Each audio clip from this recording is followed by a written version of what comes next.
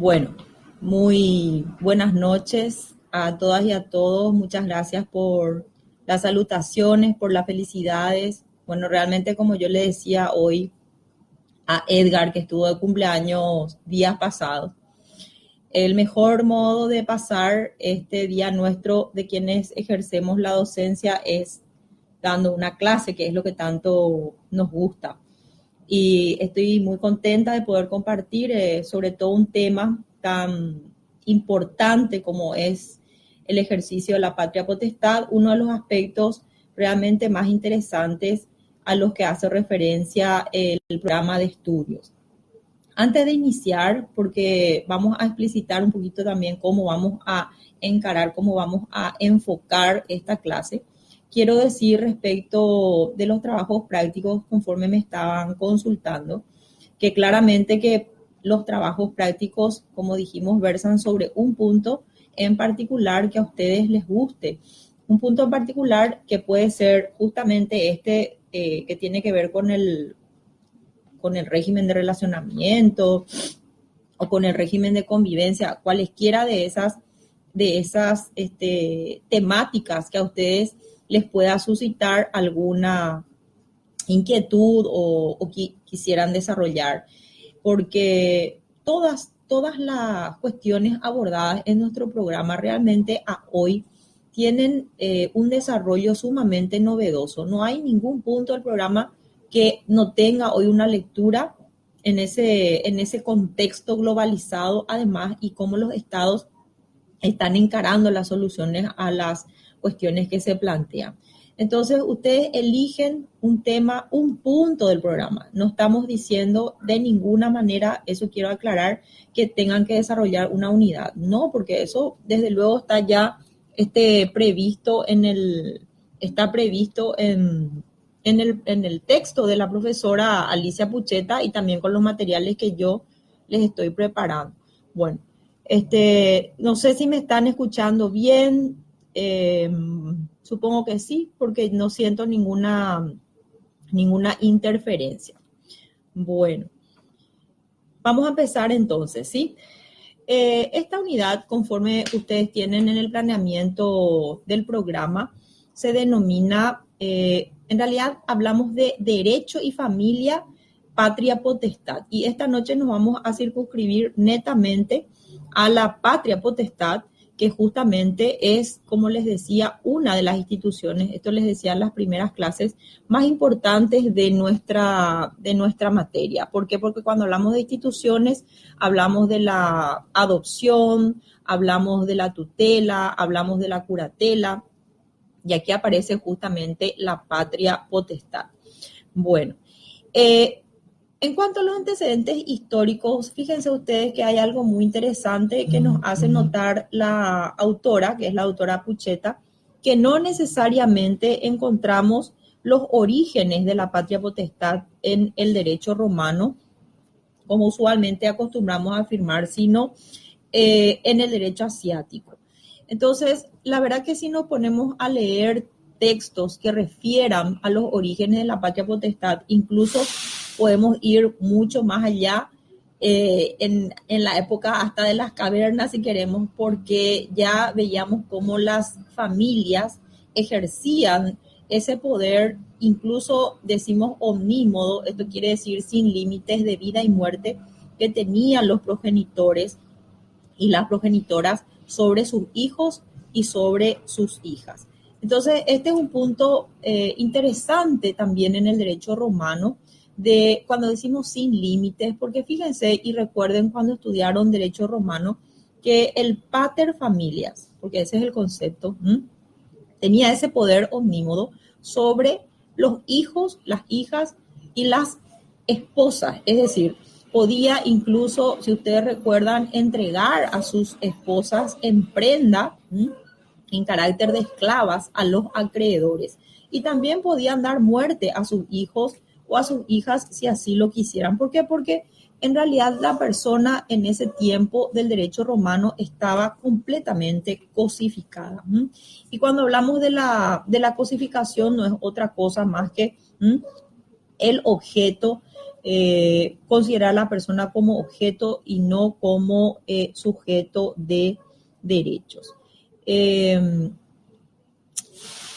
otra cosa? Otra cosa importante aquí dentro de la conceptualización, la autora Pucheta dice o refiere al autor Buso que en cuanto a los orígenes de la patria potestad permanecen todavía inciertos y sus raíces se encuentran, algunos sostienen, en el derecho ático y no exclusivamente en el derecho romano. Y decíamos también, porque yo refería a las distintas culturas cuando en la clase abordábamos esto de que no en todos los sitios, desde luego, se tienen las mismas costumbres, las mismas tradiciones, sino que cada región tiene tradiciones que hacen particularmente significativas, incluso las cualidades, en este caso, del ejercicio de la patria potestad. Por eso yo refería también al derecho asiático, porque en las clases que desarrollo o que desarrollamos sobre cuestiones de género, encontramos en el derecho asiático propiamente, por ejemplo, en la China, aspectos sumamente relevantes que nunca fueron analizados, sino en estos tiempos lo vemos desde la sociología, desde la antropología. O sea, este estudio no se agota exclusivamente en el derecho. Cuando hablamos de los orígenes de ese poder omnímodo ejercido primigeniamente por los progenitores y las progenitoras, sino que hablamos de modos de ese ejercicio, no solamente conforme a los países, a las regiones, sino también a los tiempos. Decimos por eso que se fue humanizando el derecho, se fue humanizando en la medida en que los estados fueron incorporando a sus normativas lo que se da a llamar el derecho internacional de los derechos humanos. Entonces, en ese proceso de humanización del derecho, también cede la patria potestad mucho más a lo que primigeniamente se tenía como concepto de este modo de ejercicio de la patria potestad. ¿Qué nos dice nuestra normativa en relación a lo que podríamos decir la conceptualización en el derecho nuestro? Fíjense que la patria potestad no es solamente derecho que tenga el padre, la madre, o derechos que tengan los progenitores y progenitoras sobre sus hijos, sino es un conjunto de derechos y también de obligaciones que tienen estos progenitores sobre las personas de sus hijos e hijas menores de edad no emancipados. ¿Por qué es importante tener en cuenta el concepto de la emancipación o de la no emancipación? Porque si estuvieran emancipados, entonces ya hubiesen adquirido esa autonomía, autonomía que hace que no dependan ya, ejemplo, de una autorización para viajar, sino que están de manera, como su nombre dice, independiente, no solamente en el goce, sino también en el ejercicio de los derechos. Entonces, repito, en nuestra normativa, la patria potestad está conceptualizada como el conjunto de derechos y obligaciones que tienen los padres, las madres, sobre las personas de sus hijos e hijas menores de edad que no estuvieran emancipados. La emancipación en nuestro derecho, ustedes recordarán porque estudiaron en derecho civil, personas antes ya inclusive, se adquiere por algunos actos, como por ejemplo el matrimonio. A partir de ese momento, la persona que puede ser menor de edad contrae matrimonio a los 16 años, entonces ahí adquiere esa emancipación. También el Código Civil refiere a la emancipación por haber adquirido un título universitario. También eso es factible. Lo que sí ya no condice y que antes establecía el Código Civil por el ejercicio del comercio. ¿Por qué? Porque se unificó pues la edad de la mayoría. Bueno, entonces ya no cabe esa circunstancia en particular. Eso respecto a la conceptualización de la patria potestad. Acá quiero hacer una referencia que algunos autores y autoras y también incluso legislaciones hacen alusión a la llamada autoridad parental, como una terminología que guarda sinonimia con la patria potestad. ¿Y por qué autoridad parental? Fíjense en la nomenclatura y la etimología de la palabra. Finalmente, la palabra autoridad, que viene de autoritas, y la potestas, o sea, la potestad que viene de potestas, lo que nos señala es justamente ese poder que tiene la persona en relación con sus hijos e hijas.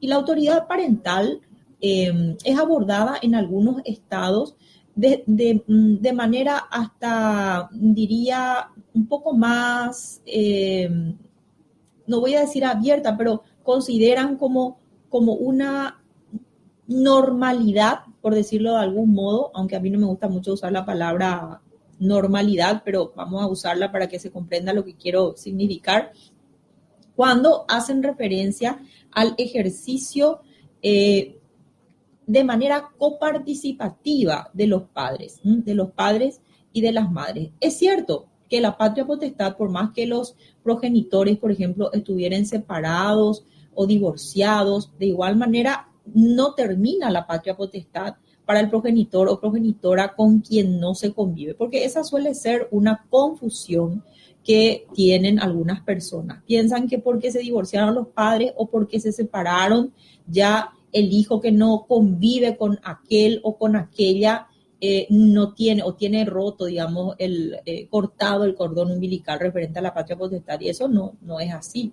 La patria potestad continúa por parte de ambos, en cuanto a derechos y en cuanto a obligaciones. Justamente aquel progenitor que no convive con el hijo o con la hija va a tener ese régimen de relacionamiento para que puedan estar no solamente, como su nombre dice, relacionándose, que antes se llamaba visita, sino para que pudiera existir ese reconocimiento y ese ejercicio de modo coparticipativo, como dije. No solamente por parte de una de las partes se debe ejercer ese derecho-obligación. Entonces, la manera en que los estados regulan el ejercicio de la patria potestad, por ejemplo, dicen régimen de convivencia compartido. Hay que distinguir muy bien esto ya en un proceso. Cuando decimos régimen de convivencia compartido, estamos queriendo señalar o estamos queriendo significar que en parte de los días de la semana, por ejemplo, el niño o la niña va a estar conviviendo con el padre o con la madre y que los demás días de la semana va a convivir con el otro o con la otra. Por eso decimos que es compartido. No estamos hablando de un régimen de relacionamiento todavía. Todo esto tiene que ver con el ejercicio de la patria potestad, así como también los alimentos. El progenitor no conviviente o la progenitora no conviviente está obligada a pasar alimentos a sus hijos y a sus hijas. Es por eso que también el derecho alimentario forma parte de este ejercicio de la patria potestad. Entonces, recapitulando, a más del concepto de patria potestad y la terminología que utilizan algunos estados y también en doctrina de autoridad parental, es importante considerar el modo en que se ejercita esta institución, que, repito, no por el divorcio o separación de los padres concluye el ejercicio de la patria potestad para aquel o aquella con quien no convive ese niño o niña. De ninguna manera. Sí puede ocurrir que uno de los progenitores sea privado del ejercicio por una suspensión, por ejemplo, o por la pérdida, que ya son casos extremos, pero eso vamos a ver al final de la exposición. Muchas gracias para las personas que me dicen felicidades. Supongo que me están copiando bien, ¿verdad? Supongo que me están copiando bien, por eso nadie dice que no me escucha o que escucha entrecortado. Estoy mirando acá nuestros, a ver, chats.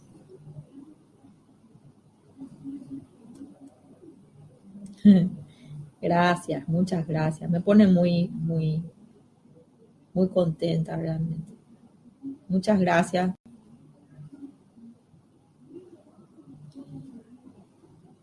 Bien, tenemos un buen número de compañeros y compañeras. Muchas gracias. Bueno, entonces me están copiando. Correcto. Vamos a pasar al siguiente punto que tiene que ver con primero vimos la conceptualización y ahora, a más de esa conceptualización, la concepción. Ojo con esto, subrayo la palabra concepción. ¿Cómo se concibe la patria potestad? ¿Cómo yo estoy pensando que se ejerce la patria potestad? En realidad, esa concepción antigua, como dije ya al hablar de los antecedentes históricos, no implica hoy una gama exclusivamente de derechos, sino una gama importante de obligaciones para los progenitores y progenitoras. Y en esa gama importante de derechos y deberes, hoy se incorporan algunos temas apasionantes como los que son incorporados por las nuevas tecnologías, que implica incluso una potestas o una potestad de un ejercicio, de un control, entre comillas, la palabra control, acerca de cómo se produce ese proceso de formación de los hijos y de las hijas, con un acompañamiento que tiene que ser también acorde a ese grado de madurez psicofísica que va adquiriendo ese niño o niña conforme hemos estudiado en las clases pasadas al hablar de esa autonomía que va adquiriendo en función de ese llamado principio de la autonomía progresiva. Entonces, repito, la concepción tiene que ver con cómo yo estoy pensando que se va a ejercer. No solamente son derechos, sino también son deberes. Bien, pasamos ya al siguiente punto. Este es un punto muy importante. El siguiente, que es el artículo 70 del Código de la Niñez y de la Adolescencia, referida a la patria potestad en relación con los hijos matrimoniales, extramatrimoniales y, por supuesto, también los hijos adoptivos. Si ustedes se fijan en nuestro programa de estudios que aquí estoy teniendo a la vista, cuando decimos nuevos conceptos de la patria potestad, responsabilidad parental y legislación comparada, justamente tenemos que atender que la norma paraguaya también está redactada en función de los principios orientadores contenidos en el código, en la ley 57/90, que es la Convención de los Derechos del Niño y de la Niña, y que incorpora a nuestro plexo normativo varios de los principios que ustedes han estudiado en la primera unidad, entre los que están el interés superior del niño, la autonomía progresiva, la efectividad de los derechos, incluso hablamos de la protección integral y la no discriminación. Entonces, hay que atender muy bien que todos los estados, cuando hablamos de derecho comparado, y acuérdense que todos los estados han ratificado la Convención de los Derechos del Niño y de la Niña, excepto Estados Unidos de América, con lo cual estamos, si hacemos derecho comparado, en una misma línea en función de esos principios que incorpora la Convención de los Derechos del Niño y de la Niña. Por ende, hay una responsabilidad parental en función justamente del modo en que se produce ese ejercicio que es el conjunto de derechos y obligaciones que tienen los padres y las madres sobre sus hijos e hijas menores de edad no emancipados. Bueno, yo decía el artículo 70. Antes de abordar el artículo 70, recuerden, y el programa ya les señala que tenemos una nueva ley, que es la ley 6083 del año 18.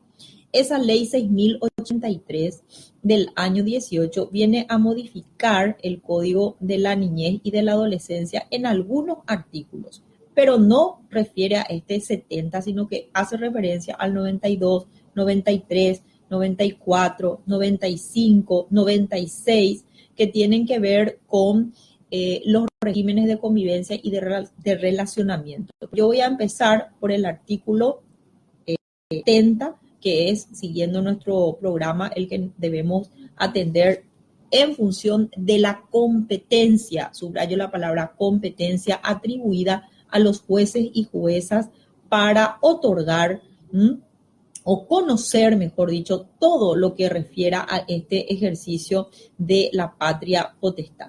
Veamos entonces que en un primer momento existía la posibilidad de actuación exclusivamente, antes se llamaban juzgados de menores, como ustedes saben, y hoy se llaman juzgados de la niñez y de la adolescencia. Estos juzgados de la niñez y de la adolescencia van a entender en todo lo referente al ejercicio de la patria potestad, salvo en los lugares en donde no existan estos juzgados, o bien existiendo los juzgados, el juez o la jueza, por ejemplo, no se encuentran en sus despachos por algún motivo, puede ser por enfermedad, en cuyo caso va a actuar el juzgado, si no está el de la niñez, el juzgado de paz, con la obligación de remitir todo lo actuado al juzgado de la niñez en un plazo no mayor a 48 horas. Vamos a ver. Este artículo dice: el padre y la madre ejercen sobre sus hijos esa patria potestad en igualdad de condiciones. Lo primero, hay que atender entonces aquí al principio de igualdad, tanto por parte del padre como por parte de la madre. Y esa patria potestad o ese ejercicio conlleva el derecho y obligación principal de criar, alimentar y educar a los hijos. Cuando decimos criar, alimentar, educar, orientar la vida de los hijos, no estamos haciendo más que referencia a lo que ya habíamos estudiado también en la Carta Magna, en la Constitución Nacional, cuando hablábamos en los artículos 52, 53, 54, toda esa parte. En realidad, a partir del 49 empieza todo lo referente a los derechos de las familias, pero cuando hablábamos de los hijos en el 53, ese modo de ejercicio de la patria potestad tiene un reconocimiento en la Carta Magna. Y acá en el artículo 70 no hacemos más que estar reforzando eso ya establecido en la Constitución Nacional.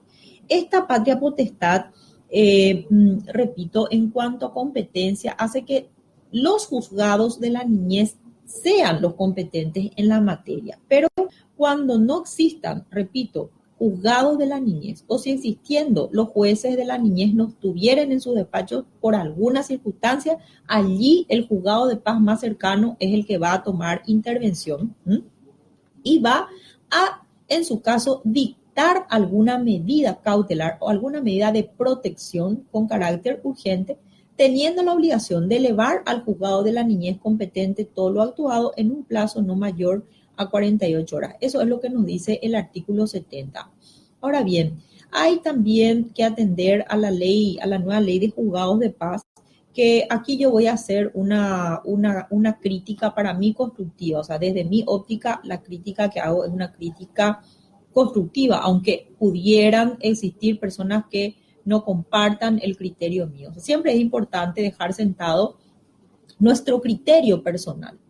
Luego, yo respeto los demás criterios siempre y cuando existieran fundamentos válidos que hagan ver que tiene razón esa persona en la defensa de sus argumentos. ¿Y cuál es el criterio que yo sostengo en cuanto a la competencia? Yo sostengo que en todos los casos, la competencia o la competencia es de orden público.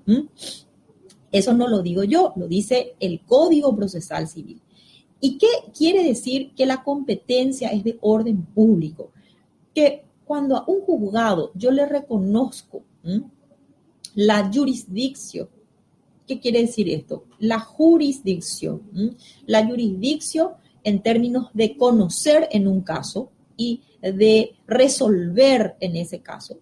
Es ese juzgado a quien yo le reconozco la competencia en razón de la materia, en razón del territorio, en razón de la cuantía, si estamos hablando de dinero que hay que pagar. Es decir, los motivos por los cuales reconozco competencia a un juzgado están en la ley. ¿Y qué es lo que quiero significar para que quede bien claro?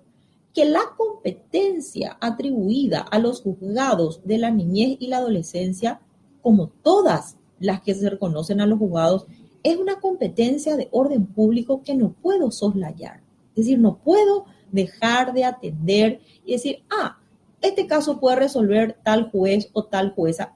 que no sea de la niñez y de la adolescencia. Y además hay que atender aquí a esto que ya hemos visto en clase, tiene que ser el juez o la jueza del domicilio del niño o de la niña, o sea, de la residencia, del lugar de la residencia habitual del niño o de la niña. Y repito, si el juzgado de paz va a entrar a conocer en estas cuestiones, entonces es mi opinión que debe respetar esa jurisdicción especializada de la niñez y de la adolescencia, poniendo en conocimiento del juez y de la jueza los actos que hubiere realizado o las medidas que hubiese diligenciado. Bueno, ese es entonces mi criterio y yo creo que no es solamente mío, o sea, lo dice el Código Procesal Civil y no podemos, no debemos atribuirnos competencias que la ley no nos otorga.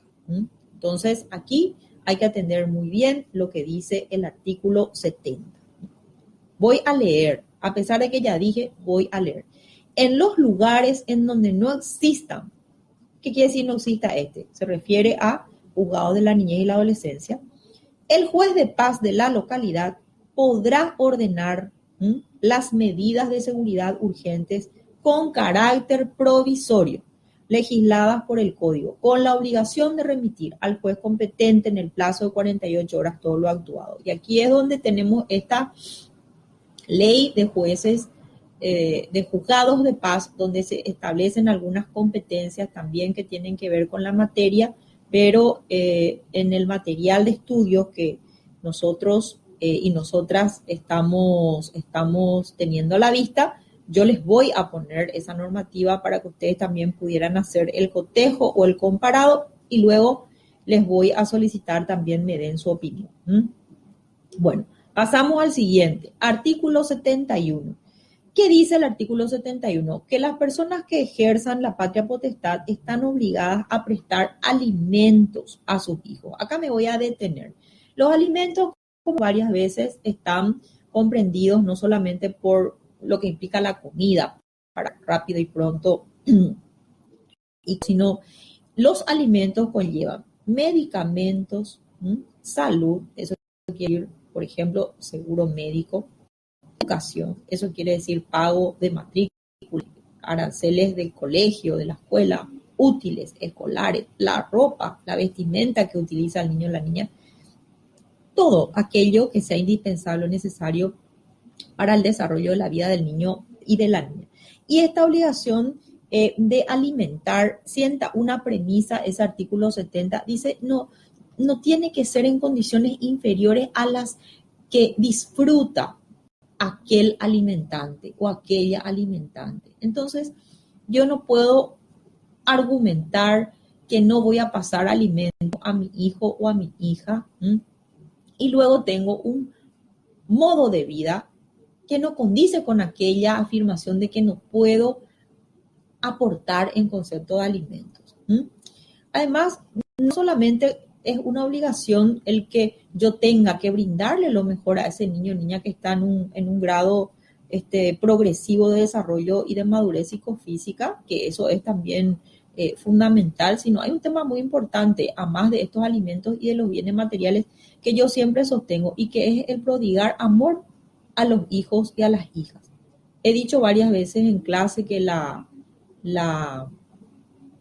el niño o la niña que crece en un ambiente sano, en un ambiente de cariño, en un ambiente de amor, es un niño, una niña que va a brindar lo mismo a sus semejantes, a sus compañeros y compañeras en la escuela, en el colegio, y luego en su vida adulta también va a tener ese modo de relacionamiento que sea afable, solidario, porque eso es lo que se busca, que cuando la persona llegue a la adultez sea una persona de bien, decimos. ¿Qué quiere decir eso? Que sea provechosa para sí misma y que sea provechosa para los demás. Entonces hay que recordar que los alimentos no son solamente los bienes materiales, son aquello tan importante que es velar porque ese niño o niña tenga ciertamente lo necesario y en las condiciones en las que si yo estoy en buenas condiciones, ¿por qué no voy a brindarle esas buenas condiciones también a mi hijo, a mi hija con quien tal vez no conviva, pero sí precisa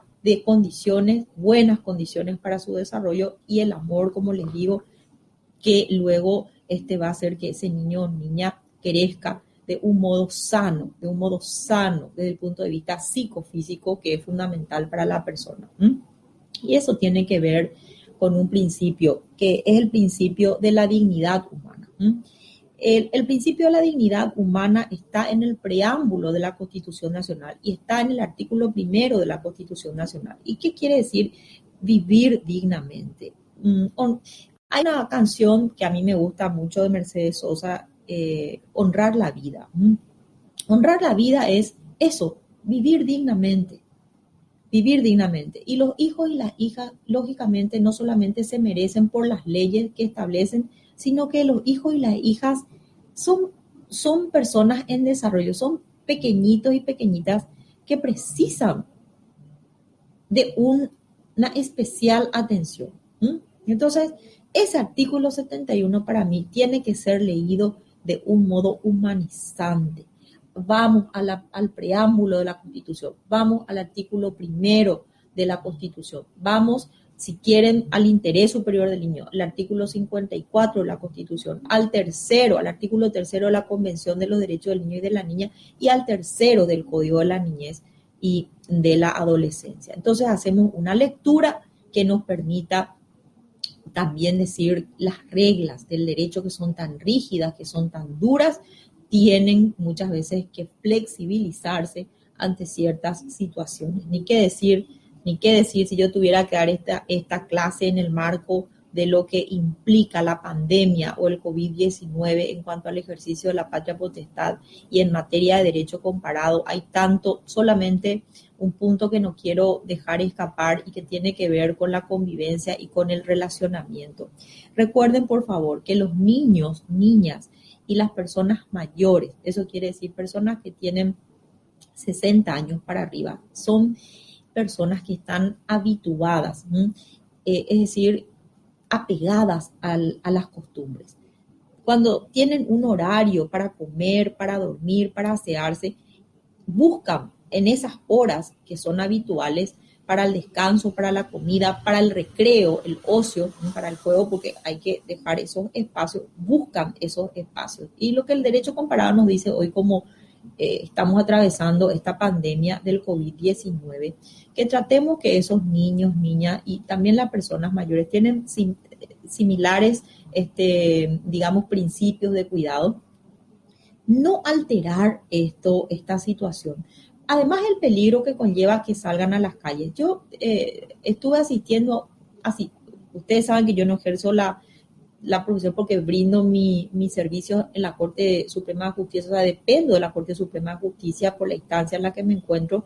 Entonces, soy funcionaria pública y no ejerzo la profesión, pero sí tengo la posibilidad de prestar asesoramientos técnicos desde el cargo en el que me encuentro. Y recibí en este tiempo un montón de llamados telefónicos donde las personas preguntan qué vamos a hacer con estos regímenes de convivencia y de relacionamiento en tiempos de la pandemia, en tiempos del COVID.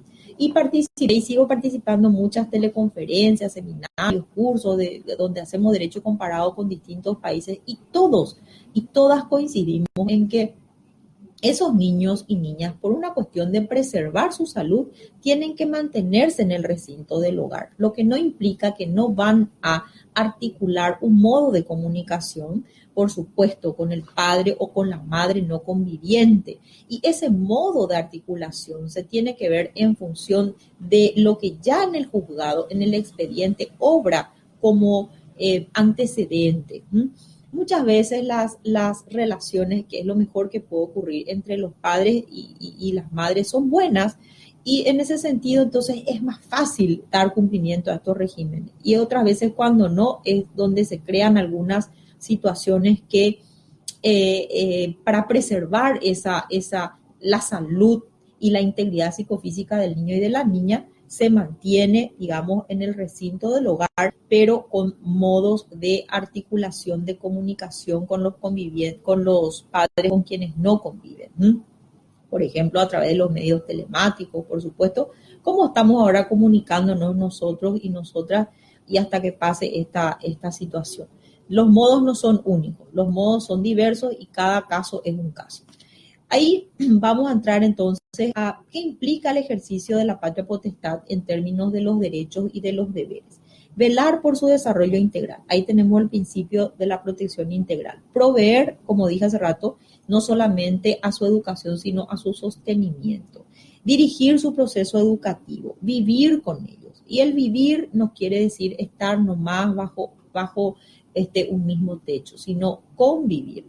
Vamos a cambiar esa palabra de vivir por convivir, porque si yo digo convivencia, le estoy reconociendo a ese niño, niña, adolescente su calidad de sujeto de derechos y por ende estoy diciendo que comparto con ese niño, niña, tal vez, ¿verdad? Gran parte del tiempo que a veces no se tenía ocasión porque, bueno, los padres estaban en el trabajo, ahora prestan su labor en sus casas por estos medios telemáticos. Entonces, a veces se complejiza un poco más, tal vez, pero sí hay una interacción, un relacionamiento, diríamos, cuasi permanente.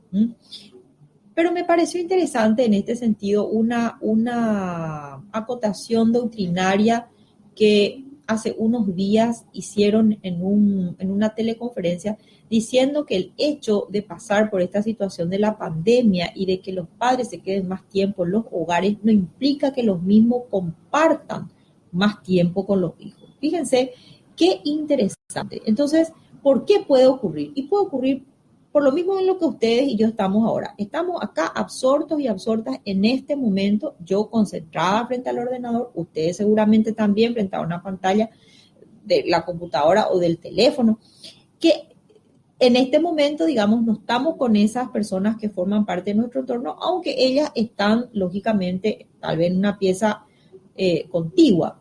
Pero nos decían esto los doctrinarios y las doctrinarias de cuán importante es asignar ese tiempo donde yo le voy a brindar completamente a la persona, no solamente la compañía, sino prestar atención para que ese niño, niña, adolescente, persona mayor, también voy a decir, se sienta sujeto de derechos y no sea esta una declaración meramente lírica, decir, sí, yo estoy, pero en realidad no estoy, porque puede ocurrir. Entonces, eso yo diría convivencia, no vivir con ellos. Representarlos en todos los actos de la vida civil y por supuesto allí está la responsabilidad civil. Por ejemplo, si un hijo toma la llave del vehículo y va, Dios nos libre, y ocasiona un accidente de tránsito, entonces está la responsabilidad civil de ese progenitor o progenitora. Administrar y usufructuar los bienes de los hijos cuando estos los tuvieron. Bueno, eso es todo lo que respecta al artículo 71. Y ahora me voy a la nueva ley. A la nueva ley vamos a prestar mucha atención, pero antes voy a conceptualizar para que les quede claro. ¿Qué se entiende por régimen de convivencia y qué se entiende por régimen de relacionamiento? ¿Por qué se llama así? Dijimos en las primeras clases ya esto, ahora y antes lo que se llama régimen de convivencia ahora se llamaba tenencia y lo que se llama régimen de relacionamiento ahora se llamaba visita, régimen de visita o de visitas. Abandonamos, dijimos, esta terminología por considerar discriminatoria y cosificatoria de los niños y niñas. ¿Por qué cosificatoria? Porque tenencia viene de tener. Yo tengo este teléfono celular. Es un objeto. Pero en relación con una persona, la palabra tenencia, al ser una persona, no puedo comparar con un objeto. Entonces digo convivencia, por lo mismo que decía hace rato, convivo con una persona, me interrelaciono con esa persona y le reconozco esa capacidad como sujeto de derechos. Y luego en cuanto al régimen de relacionamiento, esto se modifica. Antes se llamaba de visita porque no es que el progenitor o la progenitora no conviviente va a, como su nombre dice, entre comillas, visita, como si fuera que voy a un museo. A ver, no. Yo voy a relacionarme con ese hijo o hija. Se supone que voy a conversar, se supone que voy a darle esos ratos de cariño de los cuales estuvimos hablando, me voy a interiorizar de lo que le gusta, no le gusta, si está contento, no está contento, si tiene alguna cuestión que en ese momento a lo mejor yo le veo triste y tengo que saber cómo compartir con ese niño o niña.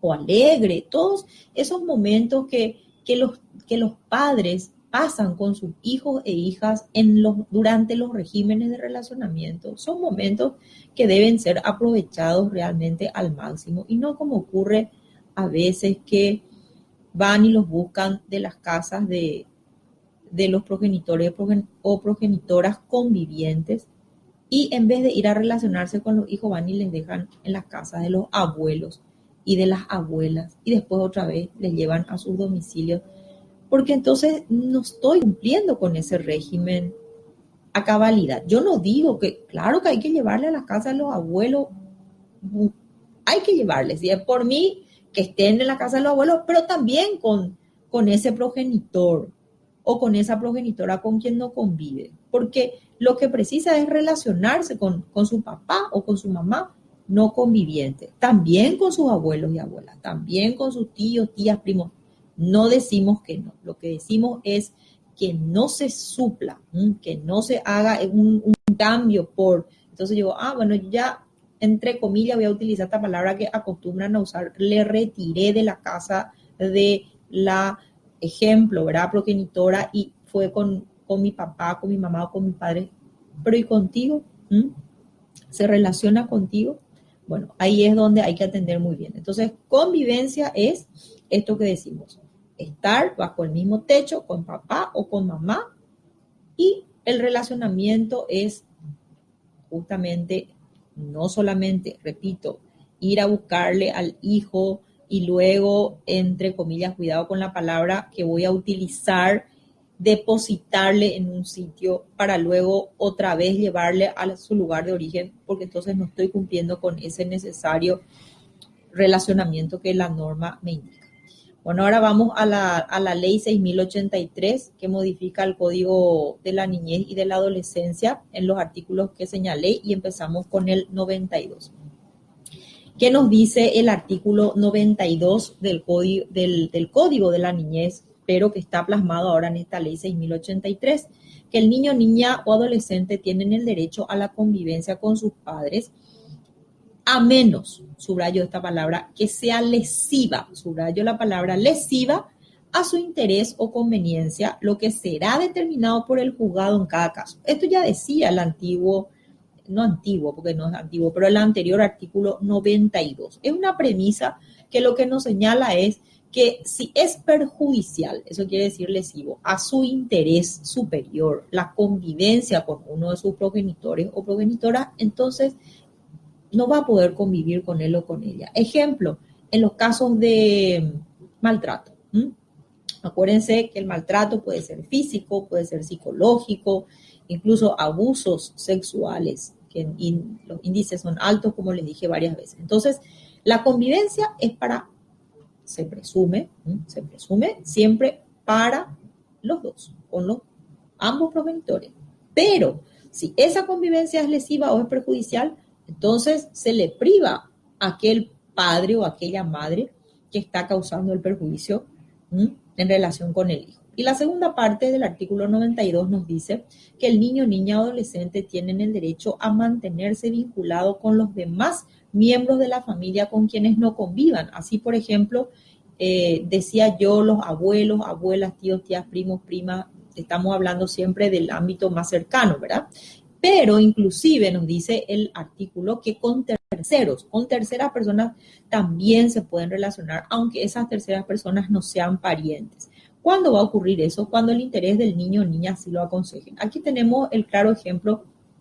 En Paraguay tenemos los compadres, las comadres, que son los a quienes confiamos nuestros hijos o hijas para el acto del bautismo, por ejemplo. Entonces, lógicamente, incluso a veces esas personas son más cercanas que los propios familiares consanguíneos. De ahí que la norma reconoce la posibilidad de de esta vinculación con los demás o con las demás personas que incluso pueden ser terceros no parientes en cuanto al relacionamiento. En el artículo 93 tenemos lo referente a la controversia, o sea, cuando hay conflicto entre el padre y la madre. ¿Qué pasa cuando los padres se separan y no están de acuerdo en cuanto a la convivencia o en cuanto al relacionamiento? Voy a hacer un alto acá. Lo ideal es que estén de acuerdo. Si están de acuerdo, generalmente presentan lo que se llama un pedido o solicitud de homologación de acuerdo. ¿Qué quiere decir homologar? Que el juzgado de la niñez y de la adolescencia le dé visos de legalidad al acuerdo para, en cuanto al modo en que se va a ejercer, por ejemplo, el relacionamiento con el hijo o con la hija y también la convivencia, que no tiene que ser, como dijimos, lesiva o perjudicial a su interés. Ahora, si hay controversia, con más razón van a ir al juzgado de la niñez y la adolescencia, y este juzgado, después de oír la opinión de ese niño o adolescente, va a resolver teniendo en cuenta su interés superior y siempre teniendo en cuenta su grado de madurez psicofísica. ¿Qué pasa si se trata de un niño menor de 5 años de edad? Entonces la norma sienta una preferencia en favor de la madre. ¿Y por qué sienta esta preferencia? Porque recuerden que la madre establece, por supuesto que el papá y la mamá tienen un vínculo absolutamente cercano con los hijos, pero se tiene en cuenta el periodo también de amamantamiento y es como progresivo también, progresiva también esa, no voy a decir separación, pero pongámosle así, del periodo en que la madre le estaba amamantando y luego el niño se va como independizando, atendiendo a esa situación. Y por último, este artículo 93 nos dice que no obstante lo que la norma diga en relación con que la madre tiene, o mejor dicho, el niño y la niña, esa preferencia de quedarse con la madre hasta los 5 años, se van a respetar los acuerdos y están lógicamente contestes, si están, eso quiere decir de acuerdo, no en desacuerdo, papá y mamá.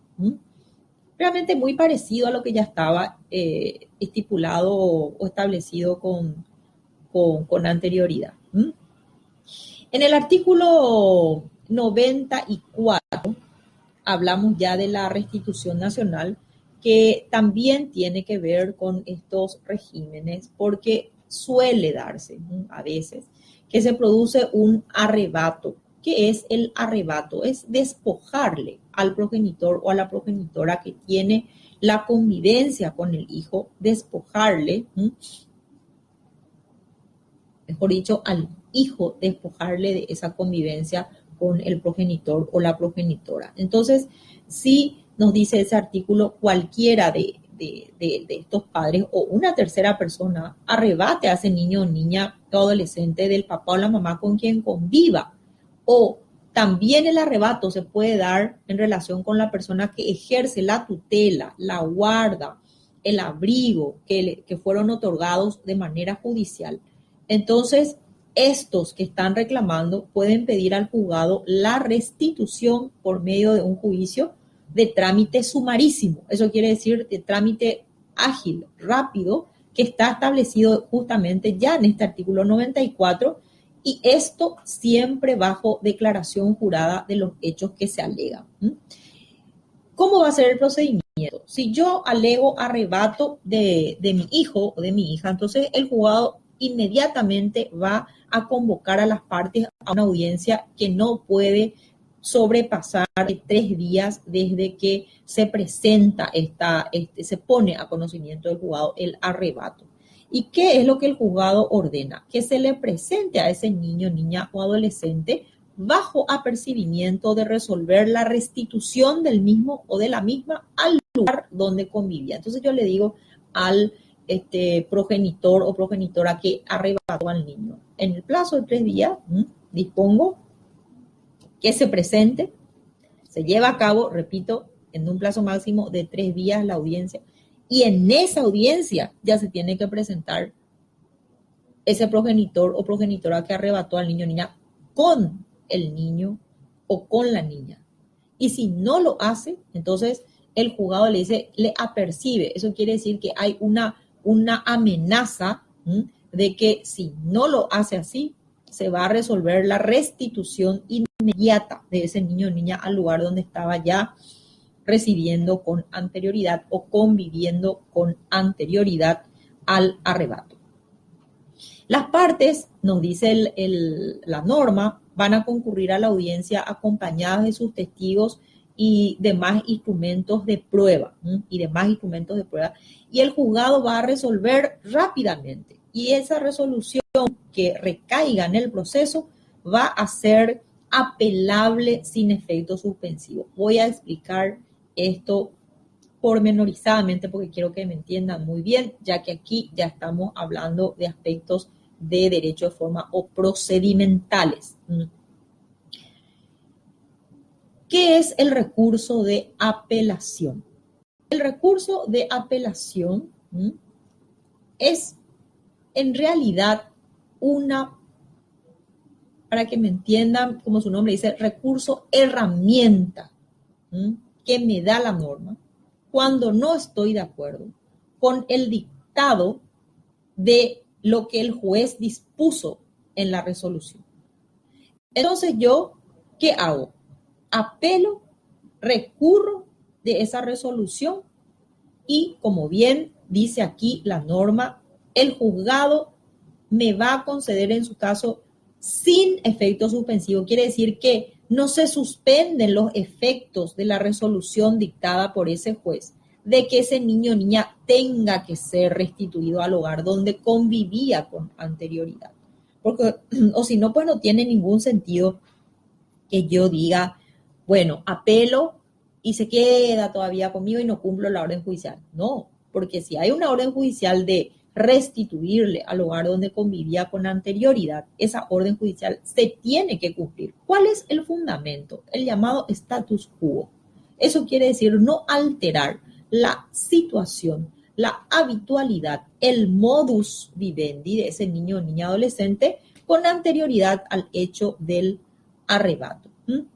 Ese artículo 94 realmente es un artículo sumamente importante y yo espero que en el momento en que hagamos el repaso de los procedimientos, este es un procedimiento de carácter especial, ustedes estén, por supuesto, ya avesados en esta parte porque creo que, bueno, las veces que quieran van a escuchar esto, ¿verdad? Esto queda grabado aquí en nuestra plataforma. Bueno, vamos ahora al artículo 95. Al artículo 95, que es de la regulación judicial en cuanto al régimen de relacionamiento. Realmente este es un artículo bastante extenso y vamos a tratar de hacerlo ameno. ¿Para qué se establece el régimen de relacionamiento? Para garantizar al niño, niña y adolescente la convivencia familiar y también ese relacionamiento cuando yo tenga elementos en juego que justifiquen esa, digamos, articulación que voy a tener que hacer entre la convivencia y el relacionamiento. Ejemplo, la separación de los padres, el divorcio de los padres.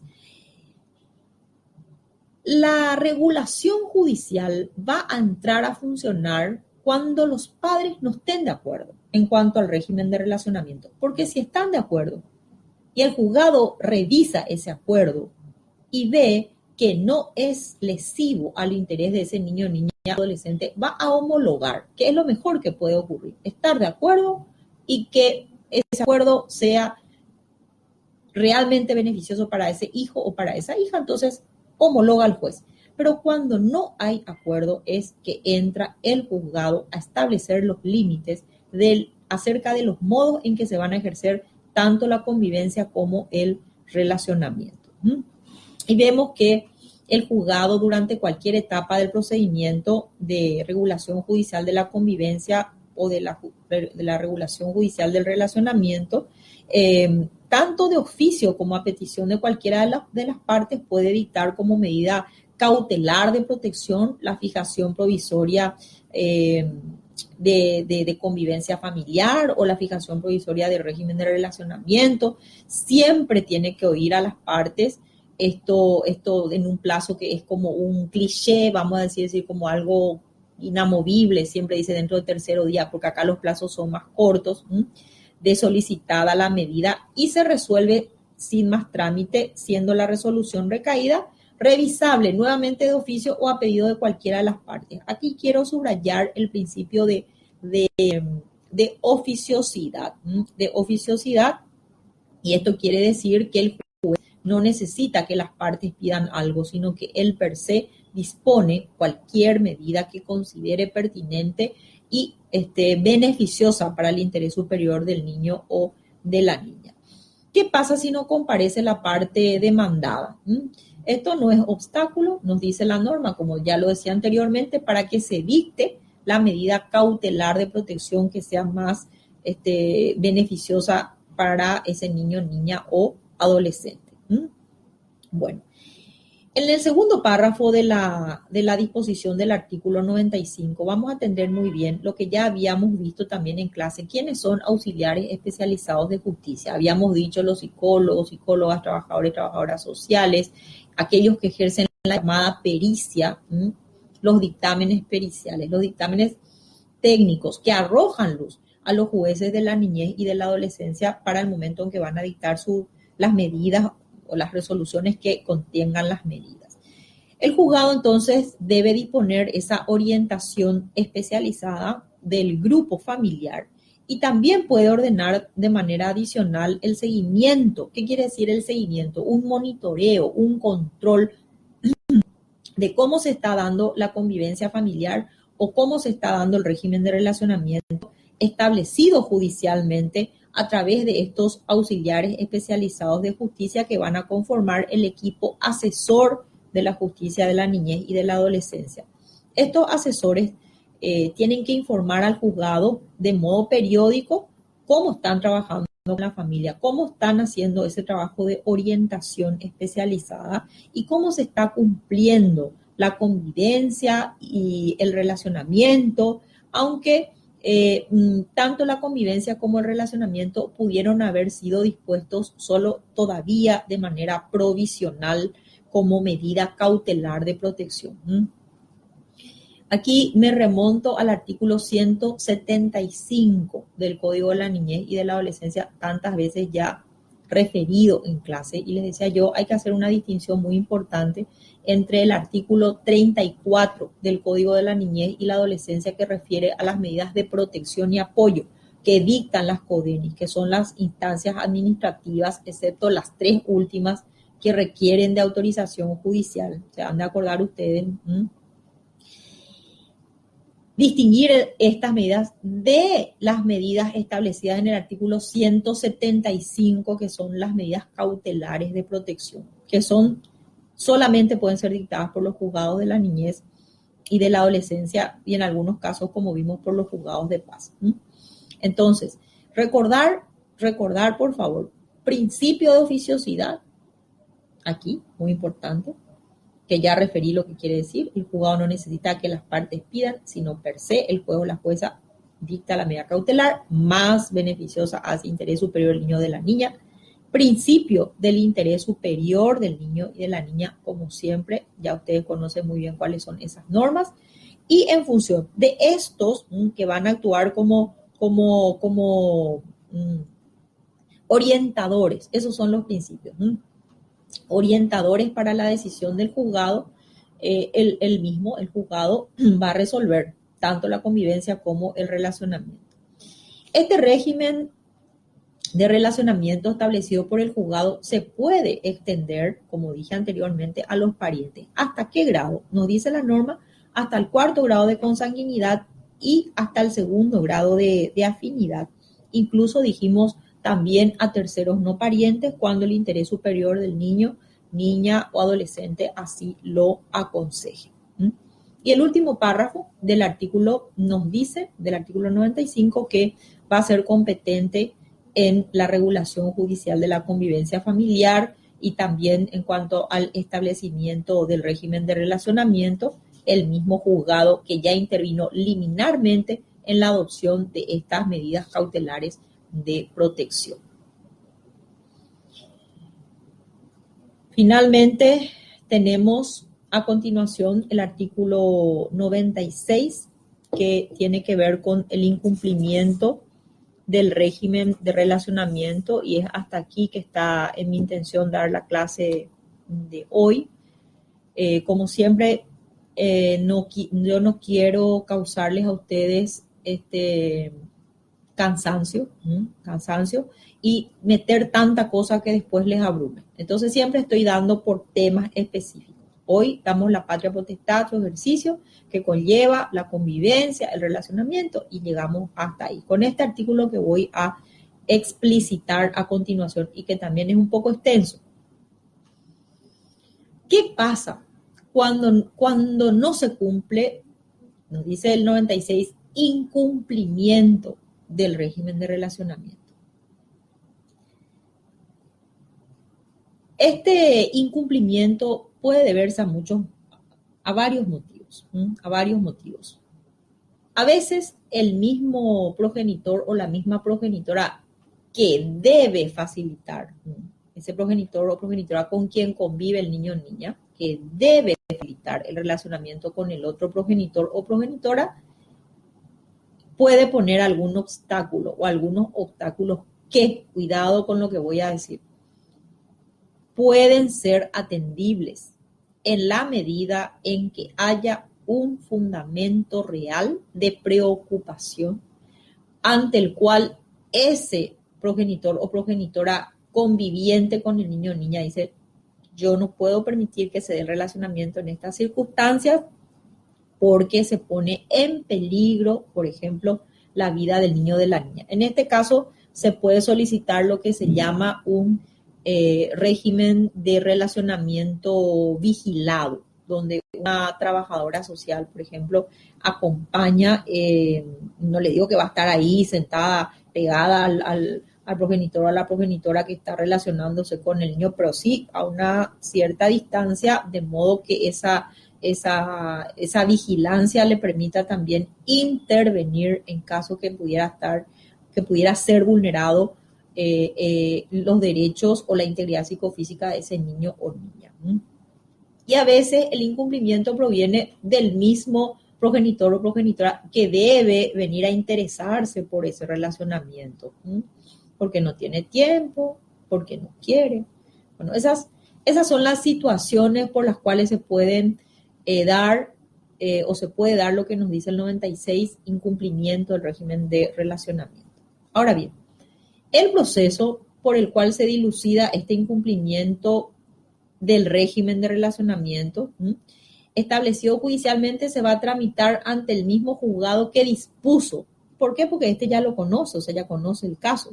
A través de un incidente, nos dice la norma, ya vamos a ver enseguida que es un incidente de trámite sumarísimo. Eso quiere decir rápido, que está también establecido en esta misma norma.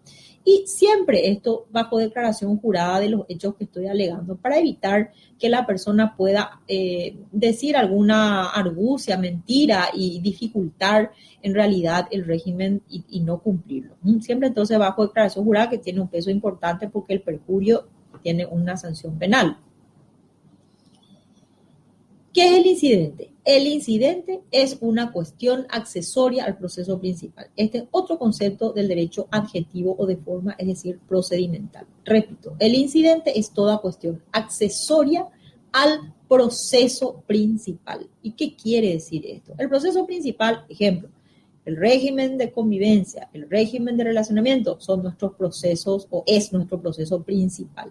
Pero por el camino se da esa dificultad de que no se cumple el régimen como el juzgado dispuso, y allí entonces entra a tallar la promoción de este incidente. Eso quiere decir que te va a incoar o a presentar el incidente de trámite sumarísimo. El juzgado, si se da esta situación, va a convocar a las partes a una audiencia. Siempre está en nuestro plazo máximo de 3 días, en un plazo máximo de 3 días. Si no asiste, o lo que se llama inasistencia injustificada, la parte denunciada a la primera citación, la fuerza pública la va a traer. Eso quiere decir la policía va a ir a buscar a la persona y probablemente en una patrullera le va a hacer llegar hasta el juzgado. ¿Por qué? Porque está incurriendo en lo que se va a llamar el desacato.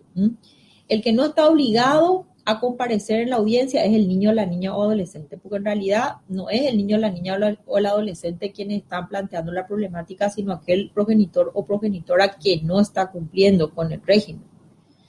Las partes van a ir a la audiencia acompañadas de sus testigos y todos los instrumentos de prueba que puedan tener, y el juez va a resolver sin más trámite esto, y la resolución que dicte el juzgado va a ser apelable nuevamente sin efecto suspensivo, igual que en el caso anterior. Es decir, puedo recurrir, no estoy de acuerdo con lo que el juzgado resolvió, entonces esto se puede apelar, pero no suspende los efectos del dictado de la resolución del juzgado. Se tiene que cumplir lo que dispone el juzgado. Y después, arriba, ya ante el tribunal de apelación, que es el que va a resolver, el tribunal integrado por 3 miembros, el que va a resolver aquello con lo que yo no estoy de acuerdo. Allí recién, si resuelve modificar esto que se dictó en primera instancia, pudiera darse, no es que pudiera darse, allí recién se va a dejar entonces de cumplir lo que dijo el juzgado de primera instancia.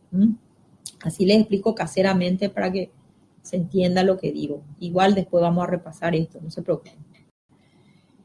Bueno, esto dice el primer apartado del artículo 96. Después tenemos que en caso de verificarse este incumplimiento del régimen de relacionamiento establecido judicialmente, el juzgado simultáneamente, eso quiere decir al mismo tiempo, va a poder disponer en primer lugar la intimación a que se cumpla esto. Bajo apercibimiento, siempre eso quiere decir bajo amenaza de que va a disponer medidas compulsivas, medidas que van a ser ya fuertes en cuanto a su ejecución. Y no algo que yo voy a decir, ay, si quiero voy a hacer, si no quiero no voy a hacer. No, no, no, no. Se le intima a cumplir. Repito, el juzgado le dice a la parte que le intima a cumplir bajo apercibimiento de disponer medidas ya fuertes para que se cumpla o se haga lo que el juzgado dispuso. Estas medidas compulsivas van a ser adoptadas conforme al principio de proporcionalidad. ¿Y qué es el principio de proporcionalidad? Nuevamente tenemos un concepto del derecho de forma, es decir, del derecho procesal. Proporcionalidad es haciendo una ponderación de los elementos en juego para poder equilibrar, en su caso, cuidado con lo que estoy diciendo, por eso esta teoría de Robert Alexy, de los principios de Ronald Dworkin, que ustedes pueden leer, claro que sí, porque pueden bajar hasta de las redes qué dice Ronald Dworkin en relación con los principios o qué dice Robert Alexy. La ponderación en función de los elementos en juego es poner en este platito de la balanza el elemento A y en este platito de la balanza el elemento B. Y se ve en ese juego de pesos y contrapesos cuál es el derecho que va a primar. En nuestro caso de la niñez y la adolescencia, siempre va a primar el interés superior del niño o de la niña. Esa es la distinción, digamos, o la característica, peculiaridad, cualidad que tiene nuestra materia. Ese principio es absolutamente inalterable, a diferencia de lo que puede ocurrir tal vez en lo civil, donde podamos encontrar un sistema de pesos y contrapesos más equilibrado, digamos, en términos de las partes. Pero acá nuestro interés superior del niño, o sea, nuestro sujeto y su interés superior es lo que vamos a considerar. Y ese principio de proporcionalidad, ¿qué quiere decir esto? La medida va a ser proporcional, va a ser acorde a esos elementos de juego, pero siempre primando y teniendo como norte el interés superior del niño o de la niña. Entonces se pueden decretar medidas como, por ejemplo, la prohibición de salida del país de ese niño, niña, adolescente, para evitar justamente después tener que acudir a un pedido de restitución internacional. Se puede también decretar el allanamiento del domicilio, el auxilio de la fuerza pública especializada para que se ejecute, para que se cumpla el mandato judicial, pero siempre garantizando en todo momento, como dije, el interés superior del niño o de la niña y disponiendo el acompañamiento en todos estos procedimientos que son coercitivos, es decir, que se aplica la fuerza, auxiliares especializados del equipo asesor de la justicia, la niñez y la adolescencia, que dijimos son los psicólogos, las psicólogas, trabajadores y trabajadoras sociales, médicos, inclusive también pueden intervenir a veces psiquiatras, de acuerdo a los elementos en juego. Eso es lo que nos dice el inciso A en cuanto, a la intimación del cumplimiento de las medidas decretadas por el juzgado y pudiendo utilizar todos esos apremios en términos de imposiciones que hace el juzgado para que se cumpla su mandato. En el inciso B vemos que la intimación de todos estos cumplimientos se tienen también que hacer bajo la disposición de lo que establece la ley 4.711 del año 2012, que sanciona el desacato a la orden judicial, a lo que ya hice referencia anteriormente, a ese incumplimiento. Si persiste el incumplimiento, el juzgado, de oficio o a petición de parte, puede hacer que se remitan inmediatamente los antecedentes al agente fiscal de turno para que investigue el hecho punible de desacato. El desacato sabemos que es incumplimiento de una orden judicial y es grave. Entonces, se puede sancionar desde el punto de vista de lo penal. En el inciso C, el siguiente inciso, vemos que puede imponer una sanción pecuniaria, esto quiere decir en dinero, consistente en una multa que va entre 15 y 30 jornales mínimos para actividades diversas no especificadas de la capital o de la República. Y esta sanción pecuniaria también tiene que ser proporcionalmente graduada, atendiendo lógicamente a las características de la situación conforme a la gravedad del incumplimiento. Si hay reincidencia o persiste la parte en el incumplimiento, la multa puede ir de 60 e incluso hasta 200 jornales mínimos para actividades diversas no especificadas de la capital. En caso que el obligado al pago acredite su insolvencia para el pago de la multa que se establezca, el juzgado puede sustituir la sanción pecuniaria por un servicio social equivalente al monto establecido. Ese servicio social puede ser asistencia en hospitales, por ejemplo, ahora que estamos en tiempos de la pandemia del COVID, como un elemento coadyuvante. Eso también el juzgado, en función de aquel principio que invocamos de proporcionalidad, va a disponer. Cabe destacar aquí que la llamada Secretaría Nacional hoy ya no es así la denominación. En el penúltimo párrafo hay que tomar en cuenta, se llama Ministerio de la Niñez y la Adolescencia, es la que va a recibir o a percibir todo lo que se recaude en concepto de la multa. Y esto le va a servir para el financiamiento de sus planes, políticas, programas, para niños, niñas y adolescentes que tiendan al buen trato, la convivencia familiar sana, el relacionamiento, y el monto de la multa se tiene que depositar en una cuenta especial en el Banco Nacional de Fomento a nombre y a la orden de este Ministerio de la Niñez y la Adolescencia. Finalmente, si hay incumplimiento en el pago de la multa, este Ministerio de la Niñez está facultado para iniciar las acciones judiciales para el cobro compulsivo. Para el cobro compulsivo, eso quiere decir por medio de un proceso ya de ejecución. Bueno, esto es lo que nos dice la nueva, vamos a decir, del año 2018, norma 6083, que modifica lo referente a la convivencia y al relacionamiento. Lo demás que viene a continuación en nuestro programa, que ya tiene que ver con las autorizaciones judiciales para alimento, autorizaciones judiciales para contraer matrimonio y viajar. vamos a ver en una siguiente clase que tendría que ser ya al inicio de la semana entrante. Yo quiero cerrar, si ustedes me permiten, en 10 minutos, cumplir la hora y 30 de clase. Con esto que voy a desarrollar a continuación y que tiene que ver también con el ejercicio de patria potestad. Cuando empezamos la clase, yo les decía que la patria potestad puede ser suspendida, que la patria potestad se puede establecer la pérdida y también se puede producir la extinción. ¿Cuáles son esas situaciones? Cuando hablamos de la suspensión, a diferencia de la pérdida, quiere decir que se va a ejercer la patria potestad por parte de uno de los progenitores, por ejemplo, y se va a suspender en relación con el otro progenitor o con la otra progenitora. Suspender es por un tiempo.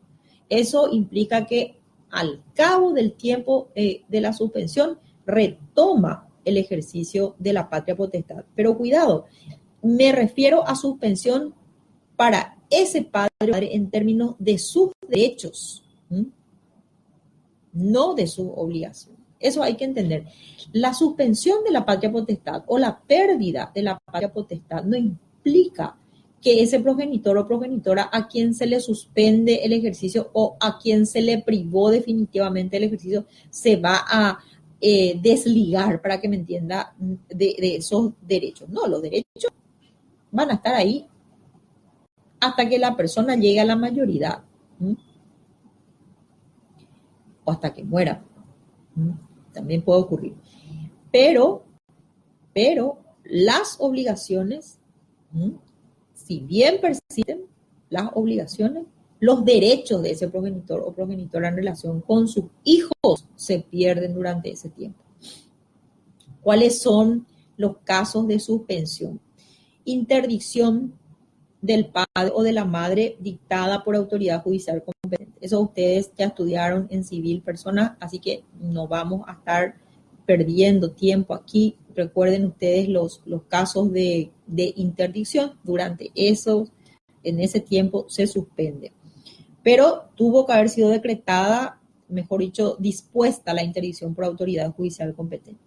También por ausencia del padre o de la madre que haya sido dictada esta ausencia judicialmente. ¿Qué quiere decir ausencia? Cuidado con esto. Capitán nos dice que en términos jurídicos, la ausencia es el desconocimiento del paradero de la persona. No está ausente en los términos que el código refiere a aquel progenitor o progenitora que yo sé que está en la Argentina, en Buenos Aires, o que está en Madrid, España, suponiendo, porque están trabajando y envían sus remesas. No, esos no son casos de ausencia. Ausencia es, repito, cuando se desconoce el paradero. No sé dónde está el progenitor o la progenitora. Entonces, la ausencia se declara judicialmente y durante el tiempo de la ausencia se suspende ese ejercicio de la patria potestad. Pero lógicamente esto hay que tramitar ante el juzgado y verificar que sea real, porque no es que yo supongo nomás que una persona está ausente. No. Yo tengo que exhaustivamente agotar diligencias para probar que la persona, que desconozco el paradero de la persona y que a pesar de la búsqueda exhaustiva no pude localizarlo. También se suspende por hallarse el padre o la madre cumpliendo prisión. Por estar privada de libertad la persona se suspende. También por incumplimiento de los deberes alimentarios, teniendo los medios para cumplirlos. Eso es muy importante, porque si yo tengo medios para pasar esos alimentos y no lo estoy haciendo, entonces hay una sanción. Dice, bueno, usted señora no está pagando, Usted no está brindándole a su hijo lo que corresponde. Bueno, entonces se suspende el ejercicio de la patria potestad.